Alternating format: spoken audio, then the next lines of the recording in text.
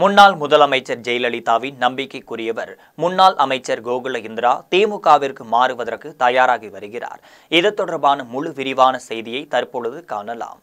மக்கள் திலகம் எம்ஜிஆர் மீது ஏற்பட்ட பற்றால் அதிமுகவில் இணைந்து 25 ஆண்டுகளுக்கு மேலாக பணியாற்றி வருபவர்தான் முன்னாள் அமைச்சர் கோகுல இந்திரா.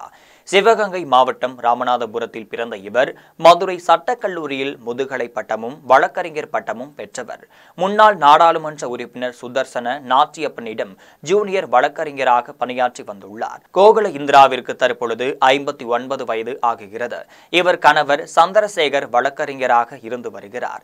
இவர் கடந்த ஏப்ரல் மாதம் உடல்நலக் குறைவால் மரணம் அடைந்தார். இந்த தம்பதியருக்கு 2 மகள்கள் இருக்கின்றார்கள். கோகுல இந்திரா கடந்த 2011ஆம் ஆண்டு சட்டமன்ற தேர்தலில் சென்னை அண்ணா நகர் தொகுதியில் அதிமுக வேட்பாளராக போட்டியிட்டு 58.67% வாக்குகள் பெற்று வெற்றி பெற்றார். டெல்லி ராஜ்யசபா உறுப்பினராகவும் இருந்து வந்தார். கோகுல இந்திரா தமிழக அரசின் கைத்தறி மற்றும் துணிநூல் அமைச்சராகவும் பணியாற்றியவர். இது மட்டுமல்லாமல் வணிக வரி மற்றும் பதிவுத்துறை அமைச்சராகவும் பணியாற்றியவர். முன்னாள் முதலமைச்சர் ஜெயலலிதாவின் நல்ல மதிப்பிற்குரிய நண்பர்களின் ஒருவராக திகழ்ந்தவர்தான் கோகுல இந்திரா. கடந்த 2011 மற்றும் 2016ஆம் ஆண்டு காலகட்டத்தில் ஜெயலலிதாவின் அமைச்சரவையில் இருந்த கோகுல இந்திரா மகளிர் அணி செயலாளராகவும் பதவி வகித்து வந்தார். இடைப்பட்ட காலத்தில் அண்ணா நகர் தொகுதியில் மீண்டும் போட்டியிட்டு தோல்வியடைந்தார். ஜெயலலிதா மறைவிற்கு பிறகு அதிமுகவின் அமைப்பு செயலாளராகவும் செய்தி தொடர்பாளராகவும் கோகுல இந்திரா பணியாற்றி வருகிறார். இந்த நிலையில்தான் கோகுல இந்திரா திமுகவில் இணையப் போவதாக அரசியல் வட்டாரத்தில் பேசப்பட்டு வருகிறது. கடந்த 2 ஆண்டுகளாகவே அதிமுக மீது மிகுந்த அதிருப்தியில் செயல்பட்டு வருகிறார் கோகுல இந்திரா. கடந்த 2018ஆம் ஆண்டு சென்னையில் நடந்த எம்ஜிஆர் நூற்றாண்டு நிறைவு விழா மேடையில் இவருக்கு எதிரான அதிருப்திகள் நிகழத் தொடங்கியது. எம்ஜிஆர் நூற்றாண்டு நிறைவு விழா மேடையில் இவருக்கு இடம் தரப்படவில்லை. விழா மேடையில் ஏறிய அவரை அதிகாரிகள் கீழே இறக்கிவிட்டனர். அந்த மேடையில் அவைத்தலைவர் மதுசூதனன் உள்ளிட்ட அதிமுக முக்கிய நிர்வாகிகளுக்கும் இடம் தரப்பட்டிருந்தது. நான் முன்னாள் அமைச்சர், எனக்கு மேடையில் இடம் தர வேண்டும் என்றும் அவர் வாதாடியிருந்தார். ஆனால் கெஞ்சி கேட்கும் கூட அவர்களுக்கு இடம் தரப்படவில்லை என்றும் சொல்லப்படுகிறது. இதனால் அவமானமடைந்த அவர் அந்த விழாவை புறக்கணித்து பாதியிலேயே வெளியேறினார். இதனைத் தொடர்ந்து பல நிகழ்வுகளில் கோகுல இந்திரா புறக்கணிக்கப்பட்டு வந்துள்ளார். இதன் வெளிப்பாடாக கடந்த பிப்ரவரி மாதம் சென்னை அண்ணா நகரில் நடந்த அதிமுக ஆலோசனை கூட்டத்தில் மேடையில் காரசாரமாக பேசியிருந்தார். அதிமுகவில் என்னை யாரும் மதிப்பது கிடையாது. பேனர்கள் போஸ்டர்களில் என் படம் போடுவதில் கட்சிக்காரர்கள் பயப்படுகிறார்கள் என்றும் சொல்லியிருந்தார்.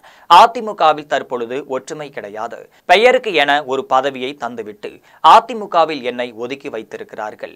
இருந்த போதிலும் அதிமுகவிற்காக நான் தொடர்ந்து பணி செய்வேன் என்று பேசியிருந்தார். இதற்கிடையேதான் கடந்த இடைத்தேர்தலில் தனக்கு வாய்ப்பு தரப்படும் என எதிர்பார்த்திருந்தார். அது மட்டுமல்லாமல் ராஜ்யசபா எம்பி பதவியும் தனக்கு கிடைக்கும் என எதிர்பார்த்து வந்துள்ளார். ஆனால் அவருக்கு எந்த பதவி வாய்ப்பும் தரப்படவில்லை என்று கூறப்பட்டு வந்தது.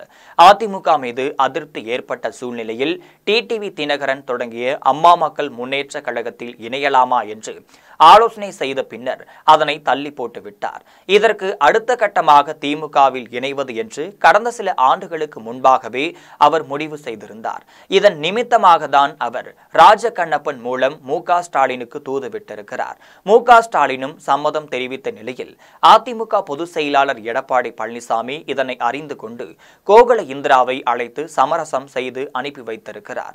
நிச்சயமாக உங்களுக்கு தக்க மரியாதை தரப்படும், வாய்ப்புகளும் தரப்படும் என்றார்.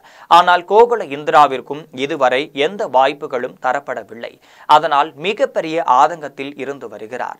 இதற்கிடையே கடந்த ஏப்ரல் மாதம் அவரது கணவர் சந்திரசேகர் உடல்நலக் குறைவால் மரணமடைந்தார். அவரது மகத்தான நிகழ்வின் போது எடப்பாடி பழனிசாமி உள்ளிட்ட அனைத்து தலைமை நிர்வாகிகளும் நேரில் சென்று அஞ்சலி செலுத்தி இருக்கிறார்கள். கோகுல இந்திராவிற்கும் ஆறுதலும் கூறியிருந்தார்கள். இந்த நிலையில்தான் கடந்த 4 மாதமாக அரசியல் நிகழ்வு பற்றி எதுவுமே பேசாமல் கோகுல இந்திரா ஓரமாக ஒதுங்கி இருக்கிறார்.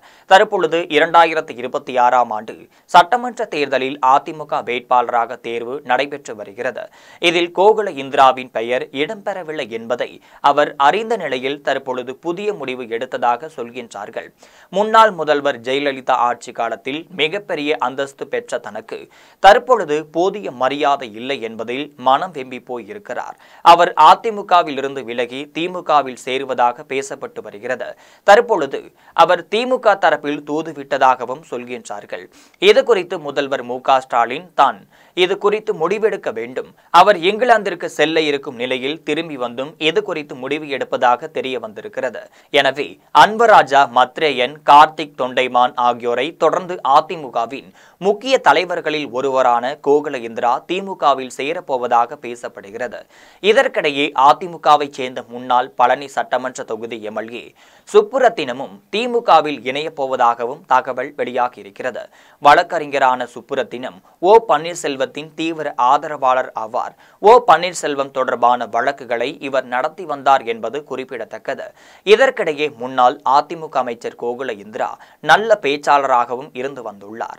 அவருக்கு அதிமுகவில் மட்டுமல்ல தமிழகம் முழுவதும் உள்ள பெண்கள் மத்தியிலும் நல்ல பெயர் இருந்து வருகிறது.